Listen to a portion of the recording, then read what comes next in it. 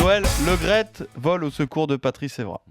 Evra est un type, en dehors de ce qui s'est passé il y a quelques années, Evra est un amoureux de l'équipe de France. C'est un gagneur, il est quand même titulaire à Manchester, capitaine de son équipe, c'est pas rien, Evra.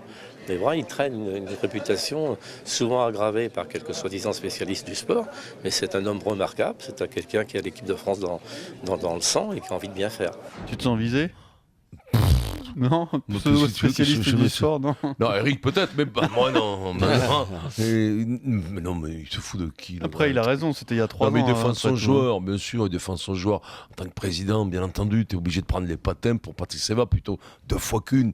Surtout là. Puisque là, en plus, tu vois, ce qui me fait pas peur, c'est pas le discours de Patrice Evra, c'est surtout les autres quoi, qui disent Patrice Evra a eu un discours incroyable. Non, c'est ça qui m'impressionne. Écoute, pourquoi tu dis pas, non, mais ils sont pas comme ça.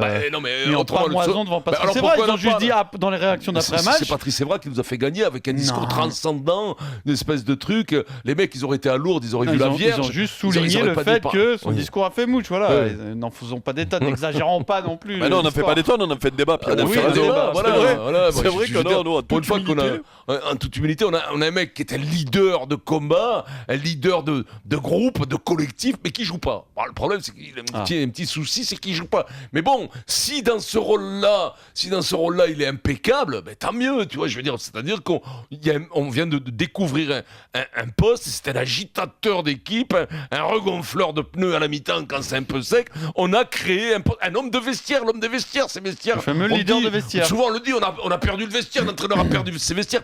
Evra a gagné le vestiaire. Il a eu un discours, je sais pas, transcendantal, un truc qui est venu, je sais pas, à l'intérieur de lui. Je dis, il y avait du Ferguson en lui, il y avait pas du Massé, il y avait, je sais pas, il y avait eu du Mandela peut-être hier. J'aimerais savoir le contenu de ce discours. Je sais pas, il a dit, les gars, allez-y, tu vois, allez-y les petits, allez on y va les gars, allez-y là. Bon, Ribéry a pris ça, je te jure, il aurait vu la Vierge, Ribéry, il aurait pas fait d'autres trucs, tu vois, il aurait pas été ébahi comme ça. Je sais pas, tant mieux, peut-être qu'on a découvert, je te dis encore un truc qui manquait, un leader. Il y a un gros problème, il joue pas. Si j'ai bien compris, tu n'y crois pas de 2 secondes. Mais non, mais il joue pas le mec. Moi, je veux bien des leaders de terrain, le mec qui vient pour te dire la mentalité. Tu veux que je te dise la mentalité? Tu veux que je te le dise vraiment, Pierrot? Allez, vas-y. C'est qu'en plus, il a fermé sa gueule parce qu'il sait très bien qu'il prend la place de Deschamps à la mi-temps et qu'il sait très bien que Ribéry, bien entendu, les 2 pieds dans le plat, c'est lui qui nous a transcendés. Comment le prendre Deschamps? C'est-à-dire que Deschamps même en plus, avant, comme en plus, il joue pas, en plus... Derrière, bon, il te dit, Deschamps, il sert à quoi? Tu vois, toi, la populace, comme nous, les manants, les serfs, les vilains, qui regardons cette équipe de France avec, je sais pas, ça nous égaye notre vie, on a peu de joie dans cette vie-là. Donc, comment on considère Deschamps quand on dit c'est Malouda, le leader de troupe? Evra, qui se taise surtout quand on connaît la bête.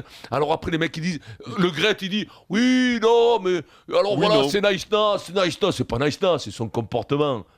Déjà, c'est le Alain Delon du foot, il parle à la 3e personne.